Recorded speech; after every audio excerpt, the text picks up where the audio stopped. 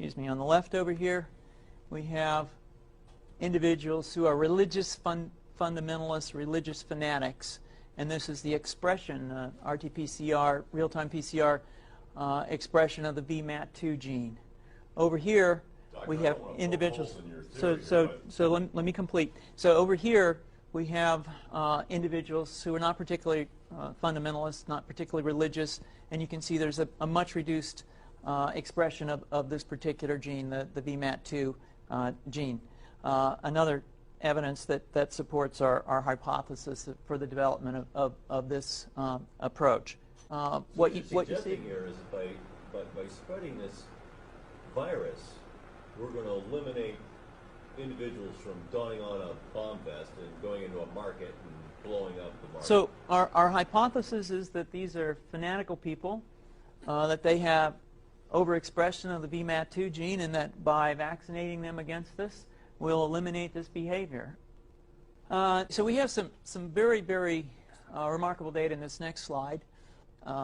Here we have two brain scans. These are fMRIs. These are two different individuals with different levels of expression of VMAT2. On top is an individual who's a religious fanatic, an individual, and we've repeated this numerous times, that has high levels of VMAT2. Now, this individual down here who had low levels of the VMAT2 gene, this individual would self-describe as not particularly religious. In each case, these individuals were read a religious text. This individual lit up the right middle frontal gyrus, shown here, and that's a part of the brain that's associated with theory of mind. It's a part of the brain that has to do with intents and beliefs and desires.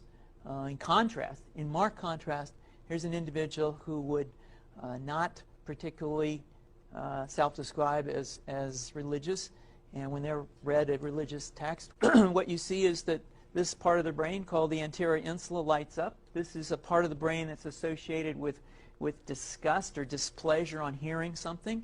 So you're suggesting I take a CT scan with me when I'm evaluating people to determine whether I put a bullet in their head? So the data that I'm presenting here supports the concept that we're proposing, and I think that we would not propose to do CT scans or fMRIs on individuals out in the hinterlands of Afghanistan. The virus would immunize against this VMAT2 gene, and that would have the effect that you see here, which is it's essentially to turn a fanatic into a normal person. And we think that will have major effects in the Middle East. How would you suggest that this is going to be dispersed? Aerosol? Well, so the present plan and the tests that we've done so far have used respiratory viruses, such as flu or rhinoviruses, and we believe that that's a satisfactory way to get the exposure of the largest part of the population. Most of us, of course, have been exposed to both of those viruses, and we're quite confident that this will be a very successful approach. This is fascinating. What's the name of this proposal? Yeah, so the name of this project is FunVax, which is the vaccine for religious fundamentalism. And you have a proposal already? The proposal has just been submitted, and I think that the data that I have shown you today would support the development of this project, and we think it has great promise.